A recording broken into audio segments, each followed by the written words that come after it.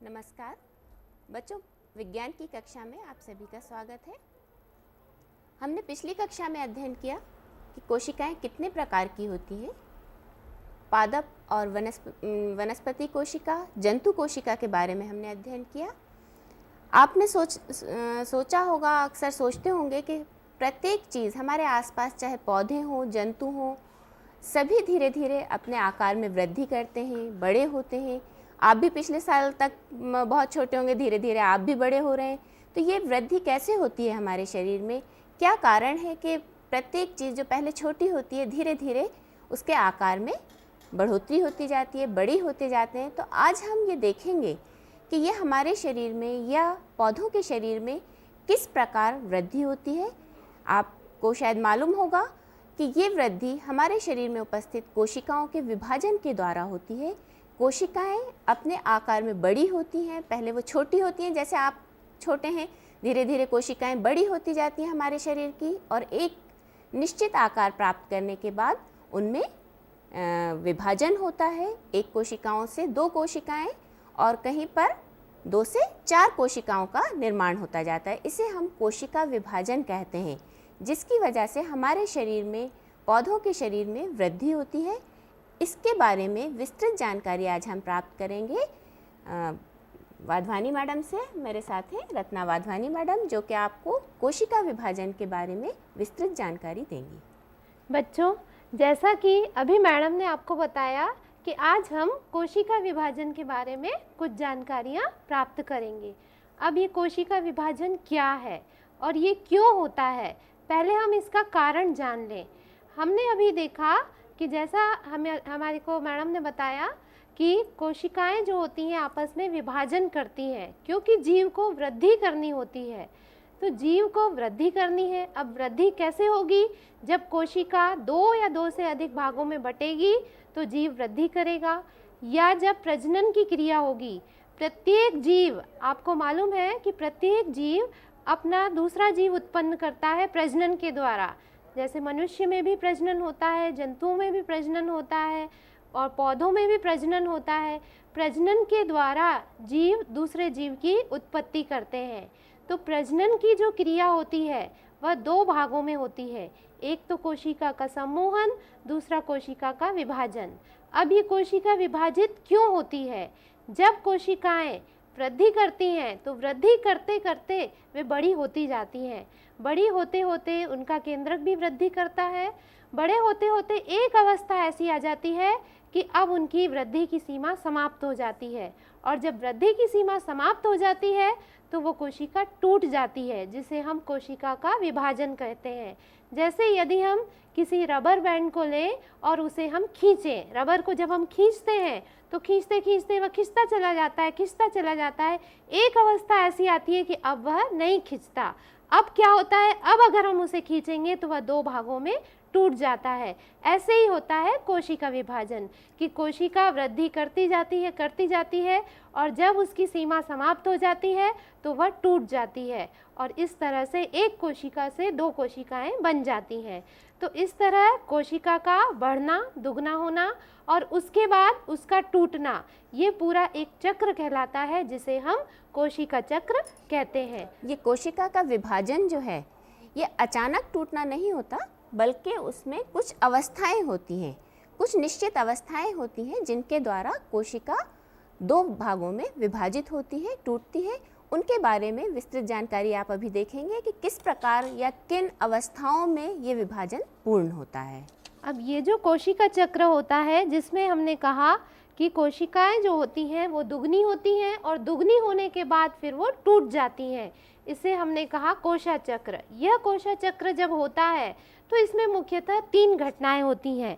पहली घटना होती है डीएनए की पुनरावृत्ति। कोशिका के अंदर डीएनए पाया जाता है, जिसके बारे में आपने संरचना में पढ़ा है। तो डीएनए की पुनरावृत्ति होती है। उसके बाद केंद्रक का विभाजन होता है। कोशिका का एक मुख्य अंग है केंद्रक, जो कि कोशिका के अंदर स्थित होता है। उसके बाद होता है केंद्रक का विभाजन। उसके बाद कोशिका द्रव्य का विभाजन। कोशिका के 2 मुख्य अंग हैं, केंद्रक और कोशिका द्रव्य। पहले केंद्रक का विभाजन होगा, उसके बाद कोशिका द्रव्य का विभाजन होगा। अब जब केंद्रक का विभाजन होता है तो उसे कहते हैं कैरियोकाइनेसिस, और जब कोशिका द्रव्य का विभाजन होता है उसे कहते हैं साइटोकाइनेसिस। तो इस तरह से जब कोशा चक्र होता है, इसमें 3 घटनाएं हुई, डीएनए की पुनरावृत्ति, केंद्रक का विभाजन और कोशिका द्रव्य का विभाजन। अब ये तीनों घटनाएं 2 अवस्थाओं में होती हैं। पहली अवस्था होती है विश्राम अवस्था या विराम अवस्था, या जिसे इंटरफेज भी कहते हैं, और दूसरी अवस्था होती है विभाजन अवस्था। तो ये डीएनए जो कोशिका के केंद्रक में पाया जाता है, इसे हम डीऑक्सी राइबोन्यूक्लिक अम्ल भी कहते हैं, और ये क्योंकि न्यूक्लियस में या नाभिक में पाया जाता है, इसलिए इसको हम डीऑक्सी राइबोन्यूक्लिक अम्ल कहते हैं। और ये आनुवांशिक गुणों का वाहक होता है। जो हमारे कैरेक्टर्स होते हैं, हमारे जो गुण रहते हैं, विशिष्ट गुण रहते हैं किसी भी जीव के, उनको अगली पीढ़ी में पहुंचाने का कार्य डीएनए का होता है। तो अब हमने देखा कि कोशिका विभाजन क्या है। इसकी हम साधारण भाषा इस प्रकार से दे सकते हैं कि एक कोशिका से 2 कोशिकाओं का बनना कोशिका विभाजन कहलाता है। इसकी खोज सबसे पहले डब्ल्यू फ्लेमिंग नाम के वैज्ञानिक ने 1877 में की थी। अब ये कोशिका विभाजन जो होता है वह 2 प्रकार का होता है। एक होता है समसूत्री कोशिका विभाजन और दूसरा होता है अर्धसूत्री कोशिका ये विभाजन। वाधवानी मैडम, आपने बताया कि विभाजन 2 तरह का है, समसूत्री और अर्धसूत्री विभाजन। इससे क्या अभिप्राय है? समसूत्री विभाजन हम किसे कहेंगे और अर्धसूत्री विभाजन किसे कहेंगे? समसूत्री कोशिका विभाजन वह होता है जिसमें गुणसूत्रों का गुणन होता है। मतलब जितने गुणसूत्र पहली कोशिका में रहते हैं, वही गुणसूत्र बाकी जो दोनों कोशिकाएं बनती हैं उनमें गुणसूत्रों की संख्या जनक कोशिका के बराबर होती है। जिस कोशिका का विभाजन होता है उसे हम जनक कोशिका कहते हैं, और उस कोशिका से जो नई 2 कोशिकाएं बनती हैं उन्हें संतति कोशिकाएं कहते हैं। तो जनक कोशिका में जितने गुणसूत्र हैं वे ही गुणसूत्र पहुंचते हैं संतति कोशिकाओं में। यदि जनक कोशिका में 46 गुणसूत्र हैं, जैसा कि मनुष्य में 46 गुणसूत्र पाए जाते हैं, तो संतति कोशिका में भी 46 गुणसूत्र ही पहुंचेंगे। तो यह होता है समसूत्री विभाजन, जिनमें गुणसूत्रों की संख्या समान रहती है। दूसरा रहता है अर्धसूत्री विभाजन। अर्धसूत्री मतलब गुणसूत्रों की संख्या आधी रह जाती है। यदि जनक कोशिका में गुणसूत्रों की संख्या 46 है, तो संतति कोशिका में गुणसूत्रों की संख्या 23 रह जाएगी। मतलब गुणसूत्रों की संख्या आधी हो जाएगी। तो समसूत्री विभाजन में गुणसूत्रों की संख्या समान रहेगी और अर्धसूत्री विभाजन में गुणसूत्रों की संख्या आधी रह जाएगी। समसूत्री विभाजन जो होता है वह वृद्धि और परिवर्धन के लिए काम आता है, जबकि अर्धसूत्री विभाजन जो होता है वह जनन के काम आता है। अर्थात समसूत्री विभाजन हमारे शरीर की जो सामान्य कोशिकाएं हैं, शरीर के विभिन्न अंगों की जो कोशिकाएं हैं, उनमें समसूत्री विभाजन हो रहा है, और जो जनन कोशिकाएं हैं उनमें अर्धसूत्री विभाजन हो रहा है। इसीलिए जनन कोशिकाओं में अर्धसूत्री विभाजन पाया जाता है और सामान्य कोशिकाओं में समसूत्री विभाजन पाया जाता है। अर्धसूत्री विभाजन में चूंकि गुणसूत्रों की संख्या आधी रह जाती है, इसलिए इसे न्यूनकारी विभाजन भी कहा जाता है। इसका दूसरा नाम है न्यूनकारी विभाजन। जबकि समसूत्री विभाजन जो होता है जनन कोशिकाओं को छोड़कर सभी अंगों की कोशिकाओं में होता है, इसलिए इसे दैहिक कोशिका विभाजन भी कहते हैं। तो आइए अब हम कोशिका विभाजन के बारे में विस्तृत जानकारी लेंगे। सबसे पहले हम केंद्रक की संरचना देखेंगे। हमने कहा कि गुणसूत्रों में विभाजन होता है। जब भी विभाजन होगा तो गुणसूत्रों की संख्या में परिवर्तन होता है। समसूत्री विभाजन में गुणसूत्रों की संख्या उतनी ही रहती है, जबकि अर्धसूत्री विभाजन में गुणसूत्रों की संख्या आधी रह जाती है। तो सबसे पहले होगा केंद्रक का विभाजन, उसके बाद होगा कोशिका द्रव्य का विभाजन, और गुणसूत्र जो होते हैं वो केंद्रक में पाए जाते हैं। तो केंद्रक की हम संरचना देखें। ये केंद्रक है। इस केंद्रक में ये चारों तरफ जो आप दीवार देख रहे हो केंद्रक की, इसे केंद्रक कला कहते हैं। इस केंद्रक कला में ये आपको जाल दिखाई दे रहा है, ये जाल फैला हुआ है, ये जाल कहलाता है क्रोमेटिन का जाल। इस क्रोमेटिन के जाल में गुणसूत्र उपस्थित रहते हैं। यदि हम एक गुणसूत्र को देखें तो एक गुणसूत्र की संरचना इस प्रकार से दिखाई देती है। इस तरह की संरचना होती है गुणसूत्र की, इस तरह से लंबा होता है, बीच में इसमें सेंट्रोमियर रहता है। तो यह है एक गुणसूत्र की संरचना। अब हम समसूत्री विभाजन को विस्तार में देखेंगे। समसूत्री विभाजन जो होता है ऐसा विभाजन है जिसमें जनक कोशिकाएं दो संतति कोशिकाओं में बदलती हैं और उनमें गुणसूत्रों की संख्या वही रहती है जो कि जनक कोशिकाओं में थी, और यह विभाजन शरीर की वृद्धि और परिवर्धन दोनों के लिए आवश्यक है, इसीलिए इसे दैहिक विभाजन भी कहते हैं। सिर्फ जनन कोशिकाओं को छोड़ दें, जनन कोशिकाएं जो होती हैं उनमें अर्धसूत्री विभाजन होता है और उनको छोड़कर बाकी सभी कोशिकाओं में समसूत्री विभाजन होता है।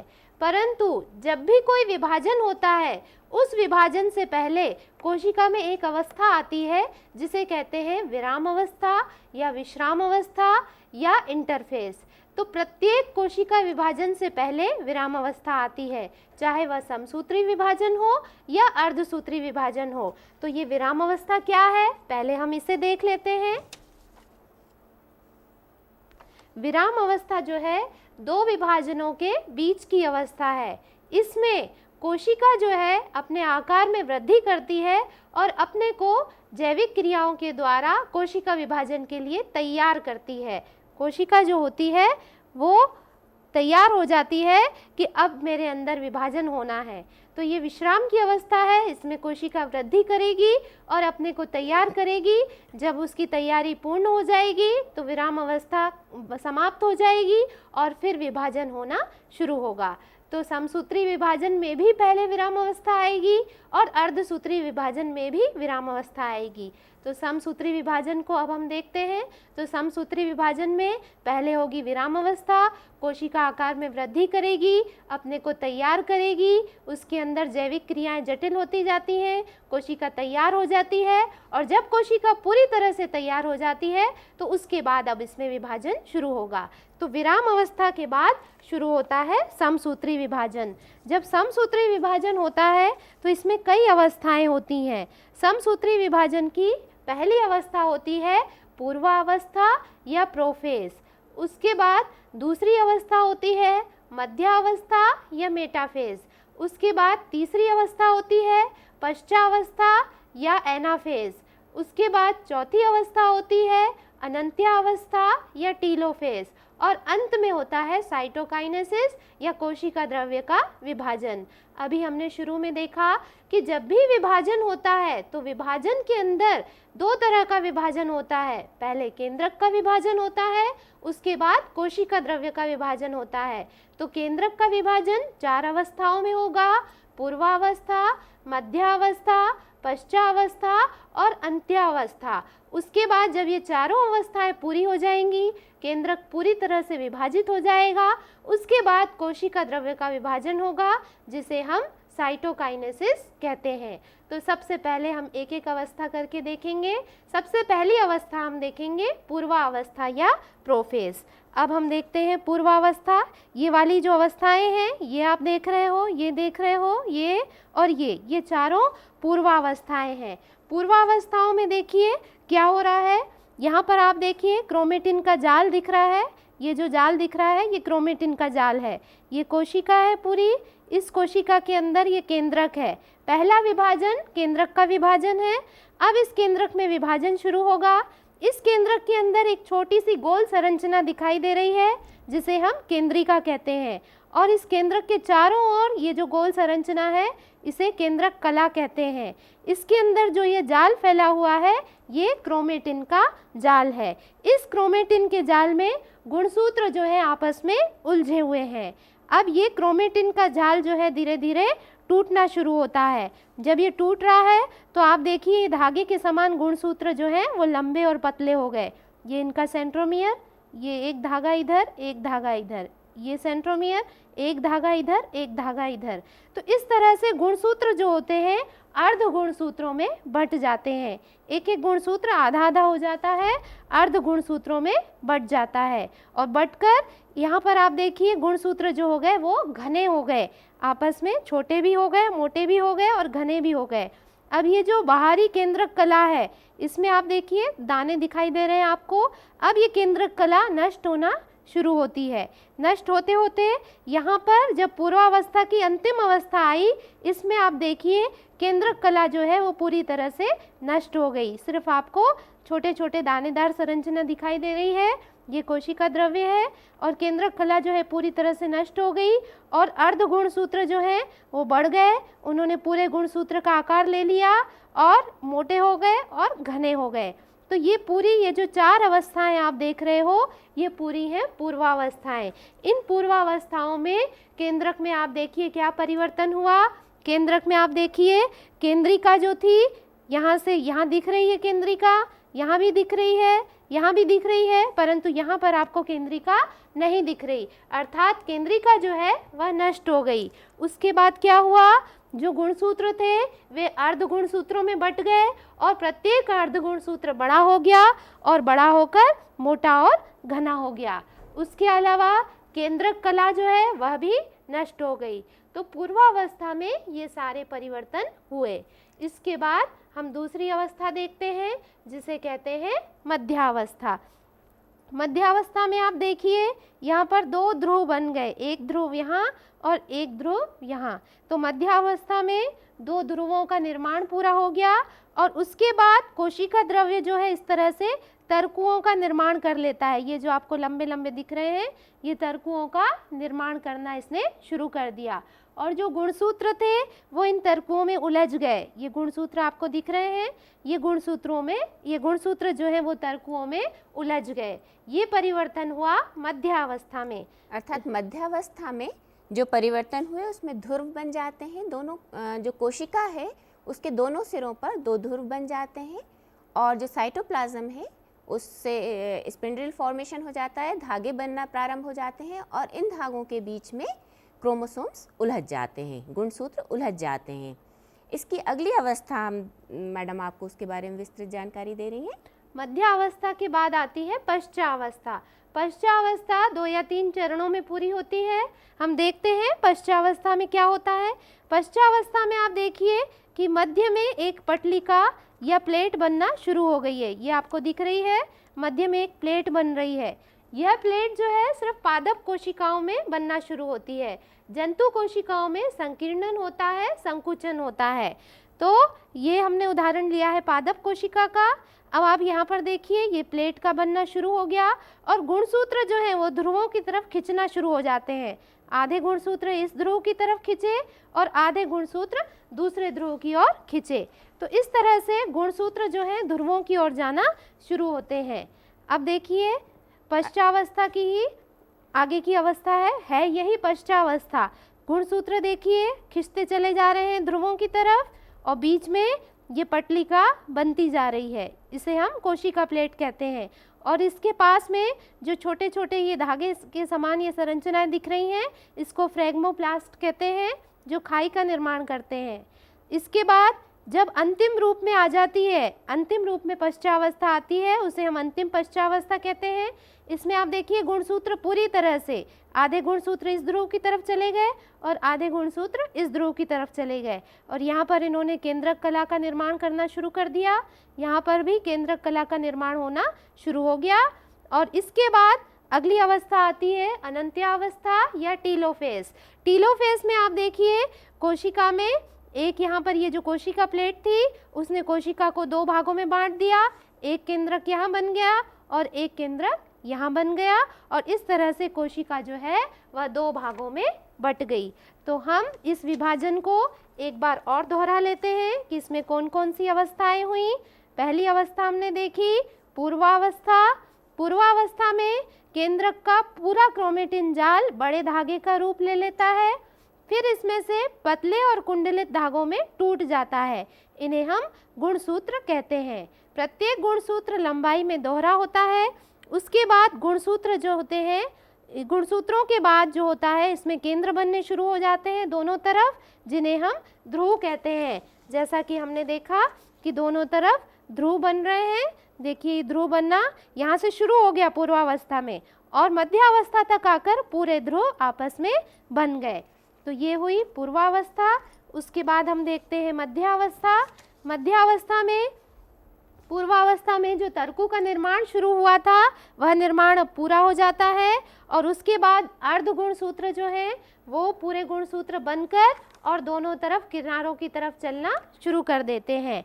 इस तरह से अर्ध गुणसूत्र आधे आधे अर्ध गुणसूत्रों ने पूरे गुणसूत्र का रूप धारण कर लिया और आधे गुणसूत्र एक किनारे पर चले गए और आधे गुणसूत्र दूसरे किनारे पर चले गए। इस तरह से गुणसूत्रों की संख्या में कोई परिवर्तन नहीं आया, मतलब गुणसूत्र दुगने हो गए। दुगने होने के बाद फिर वो आधे हो गए, तो दुगने हो गए। जैसे 46 गुणसूत्र हैं तो 46 पहले दुगने हुए, दुगने होने के बाद फिर आधे हो गए।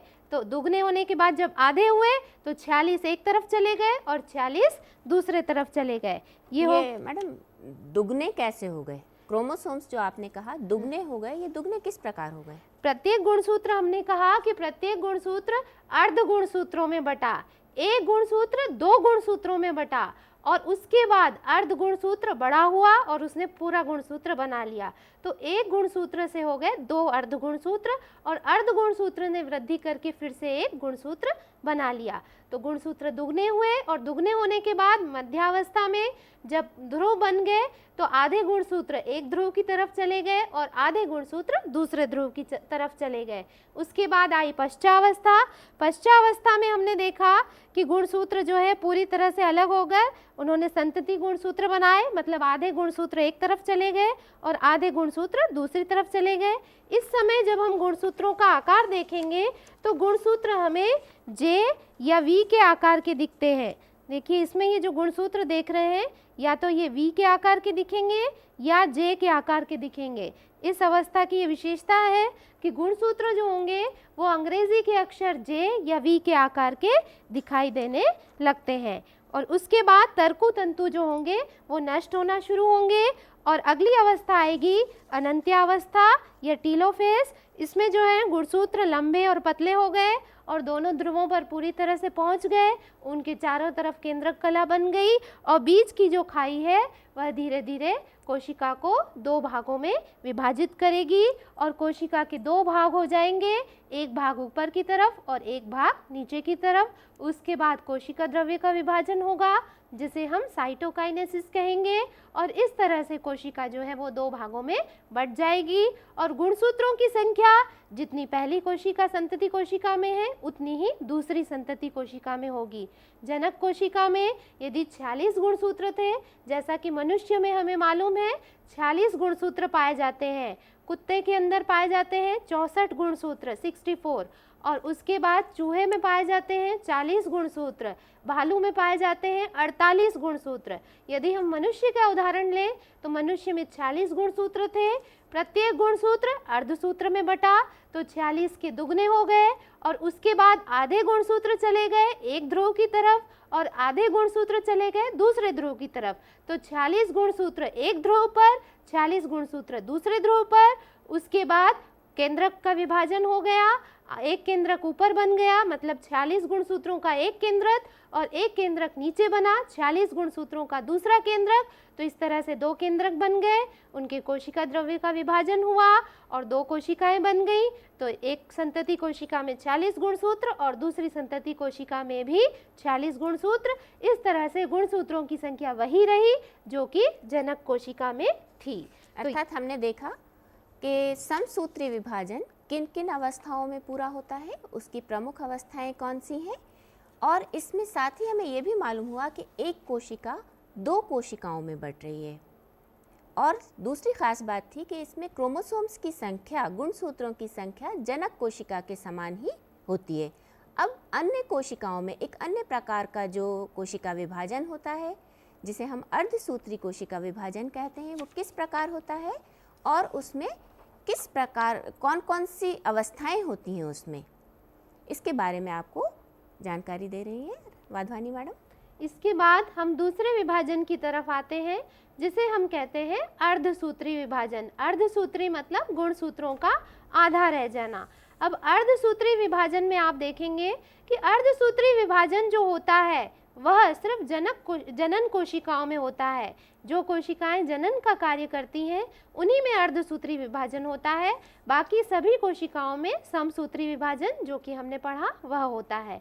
जनन कोशिकाओं में जब अर्धसूत्री विभाजन होता है तो वहाँ पर गुणसूत्रों की संख्या आधी रह जाती है। यदि 46 गुणसूत्र हैं तो 46 में से गुणसूत्र रह जाते हैं 23।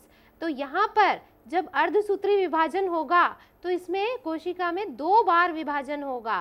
पहले एक विभाजन होगा, उसमें ये सारी अवस्थाएं होंगी, पूर्वावस्था, मध्यावस्था, पश्चावस्था, अनंत्यावस्था और साइटोकाइनेसिस। उसके बाद फिर से होगा विभाजन और फिर दोनों सभी अवस्थाएं होंगी। तो हम नाम देंगे प्रथम पूर्वावस्था, प्रथम मध्यावस्था, प्रथम पश्चावस्था, प्रथम अनंत्यावस्था और प्रथम कोशिका द्रव्य विभाजन या साइटोकाइनेसिस। फिर जब दोबारा होगा तो हम कहेंगे द्वितीय पूर्वावस्था, द्वितीय मध्यावस्था, द्वितीय पश्चावस्था, द्वितीय अनंत्यावस्था और द्वितीय कोशिका द्रव्य विभाजन। तो यहाँ पर हम देखेंगे अर्धसूत्री विभाजन को, जिसमें गुणसूत्रों की संख्या आधी रह जाती है। तो पहले हम शुरू करेंगे विराम अवस्था से। जैसा कि हमने कहा कि प्रत्येक कोशिका विभाजन से पहले विराम अवस्था में आती है, तो यह पहले विराम अवस्था में आएगी, अपने को कोशिका विभाजन के लिए तैयार करेगी। इसमें जैविक क्रियाएं जटिल हो जाएंगी, कोशिका वृद्धि करेगी। अब जब ये अपने को विभाजन के लिए तैयार करेगी तो अब इसमें विभाजन शुरू होगा। अब ये विभाजन दो बार होगा। पहले जो होगा उसे प्रथम अवस्थाएं कहेंगे, फिर जब दोबारा होगा तो उसे द्वितीय अवस्थाएं कहेंगे। तो सबसे पहले हम पहली अवस्था देखते हैं, जैसी कि हमने समसूत्री विभाजन में देखी, प्रथम पूर्वावस्था। तो प्रथम पूर्वावस्था या प्रोफेज को जब हम देखें तो अर्धसूत्री विभाजन में प्रथम पूर्वावस्था या प्रोफेज जो होती है यह जटिल होती है और लंबी होती है। ये 5 भागों में बटी रहती है। ये 5 भाग हम देखते हैं। पहले इसमें होता है तनु सूत्रावस्था या जिसे कहते हैं लेप्टोटीन। उसके बाद होता है युग्म सूत्रावस्था या जाइगोटीन। उसके बाद होता है स्थूल सूत्रावस्था या पैक्टीन। उसके बाद होता है द्विसूत्रावस्था या डिप्लोटीन और उसके बाद होता है डाइकाइनेसिस। तो हम एक एक अवस्थाएं देखते हैं। पहले हम देखेंगे लेप्टोटीन, उसके बाद जाइगोटीन, उसके बाद पैक्टीन, उसके बाद डिप्लोटीन और उसके बाद डाइकाइनेसिस। तो पहले हम देखते हैं लेप्टोटीन।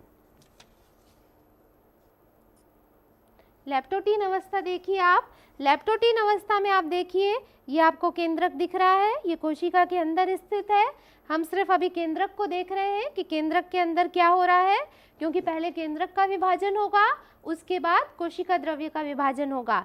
केंद्रक के अंदर आप देखिए क्रोमेटिन जाल में गुणसूत्र जो होते हैं यहाँ पर स्पष्ट रूप से दिखाई देने लगते हैं। केंद्रक के अंदर हमने पढ़ा कि क्रोमेटिन का जाल होता है और इस जाल में गुणसूत्र आपस में उलझे हुए रहते हैं। तो ये जो पहली अवस्था है लेप्टोटीन, इसमें गुणसूत्रों का जाल जो है उसमें से गुणसूत्र जो होते हैं अब स्पष्ट दिखाई देने लग रहे हैं। यहाँ पर आपको केंद्रिका भी दिख रही है। इसके बाद दूसरी अवस्था आती है जाइगोटीन। जाइगोटीन में क्या होता है, समजात क्रोमोसोम अपने अपने जोड़े बनाना शुरू करते हैं। ये देखिए 2 क्रोमोसोम अपने पास आए, ये गुणसूत्र 2 या क्रोमोसोम अपने पास आए, ये 2 गुणसूत्र पास आए, ये 2 पास आए, ये 2 पास आए और ये 2 पास आए। तो समजात या एक जैसे गुणसूत्र पास पास आना शुरू करते हैं और जोड़े बनाते हैं।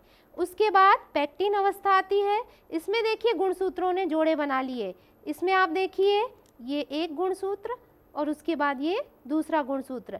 गुणसूत्र की ये जो धागे की समान संरचना है, एक संरचना इधर, एक संरचना इधर, इसे कहते हैं क्रोमेटिड।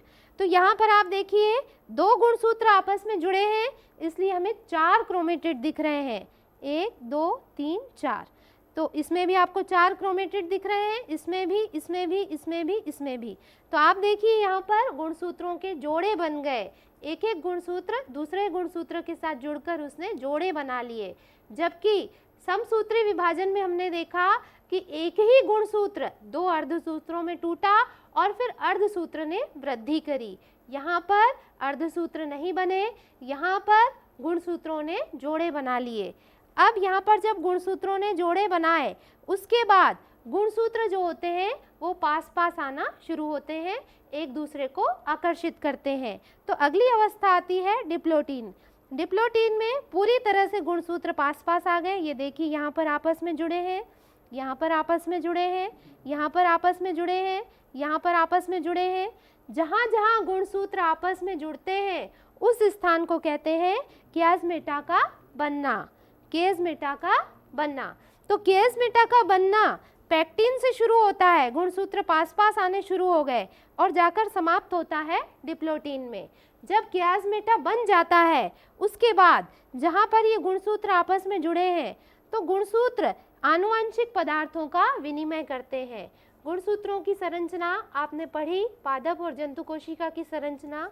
वहाँ पर आपने पढ़ा कि केंद्रक में गुणसूत्र पाए जाते हैं और गुणसूत्र के अंदर आनुवंशिक पदार्थ होते हैं जिन्हें जीन्स या जीन कहते हैं। ये आनुवंशिक पदार्थ क्या होते हैं? ये आनुवंशिक पदार्थ जो होते हैं ये आनुवंशिक गुणों को एक पीढ़ी से दूसरी पीढ़ी में ले जाते हैं। इन्हें हम सामान्यतः जीन्स कहते हैं।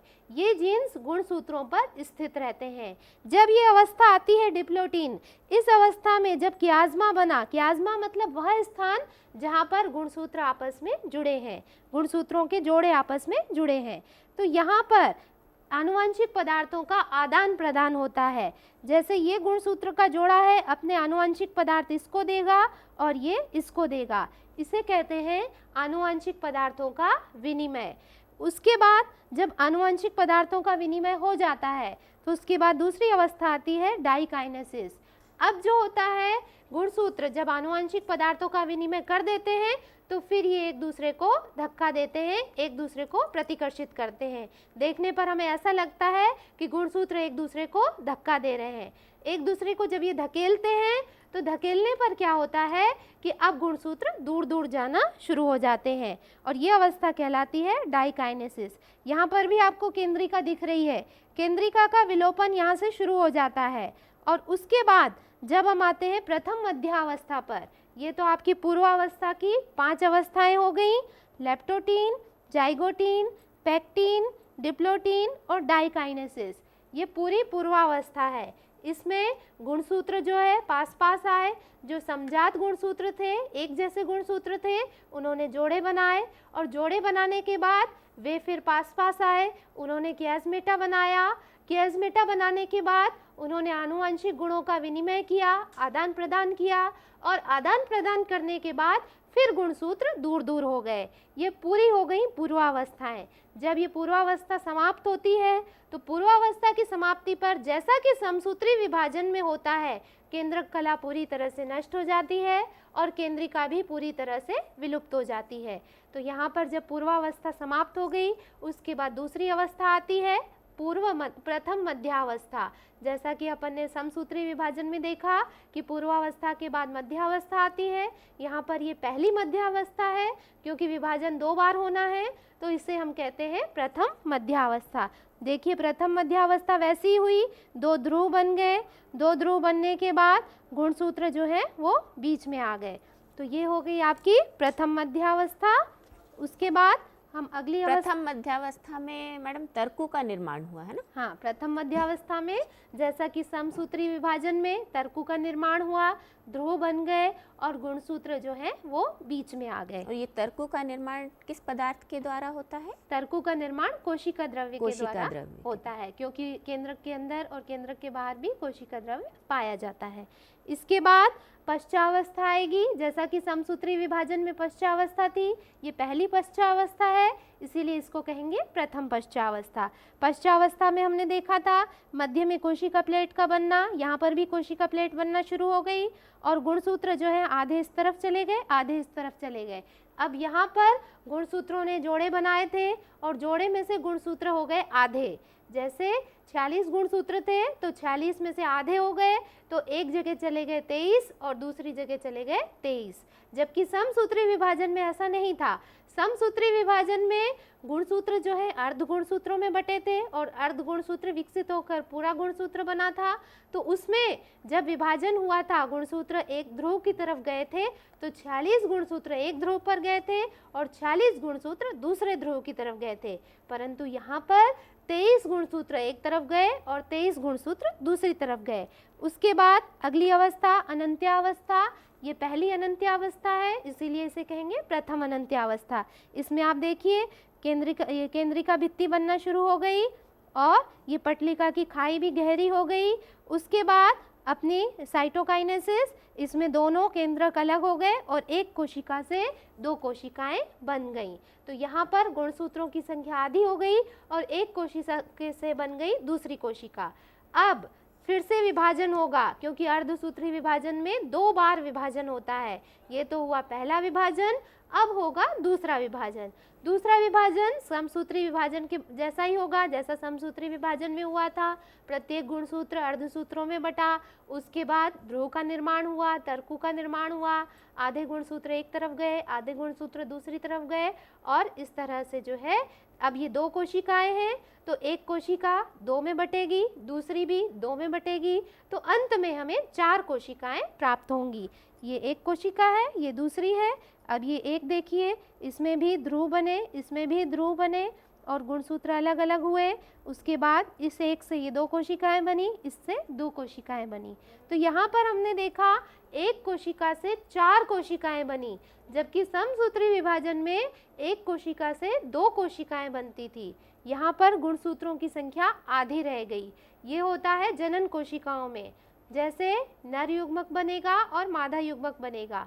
नर में बनेगा नर युग्मक, गुणसूत्रों की संख्या मनुष्य है यदि तो कुल गुणसूत्रों की संख्या है 46, तो नर युग्मक जब बनेगा तो गुणसूत्रों की संख्या हो जाएगी 23। उसके बाद जब मादा में मादा युग्मक बनेगा तो गुणसूत्रों की संख्या हो जाएगी 23। उसके बाद जब निषेचन की क्रिया होगी तो नर युग्मक के 23 गुणसूत्र और मादा युग्मक के 23 गुणसूत्र, इन दोनों के अंदर विभाजन होगा। दोनों आपस में क्रिया करेंगे और क्रिया करके युग्मनज या जाइगोट बनाएंगे और जब जाइगोट बनाएंगे तो दोनों के गुणसूत्र मिल जाएंगे, 23 नर युग्मक के और 23 मादा युग्मक के, तो कुल युग्मक हो जाएंगे कुल गुणसूत्र हो जाएंगे 46। तो जब युग्मनज या जाइगोट बनेगा उसमें गुणसूत्रों की संख्या वही रहेगी 46 जो कि प्रारंभ में थी।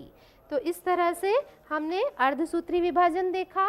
अब एक बार हम इसको फिर से देख लेते हैं। अर्थात अर्धसूत्री विभाजन में आपके कहने का तात्पर्य है कि पहला विभाजन जब क्रोमोसोम्स की संख्या आधी होती है तो अर्धसूत्री कोशिका विभाजन होता है, जिसमें क्रोमोसोम्स की संख्या आधी हो जाती है, गुणसूत्रों की संख्या आधी हो जाती है।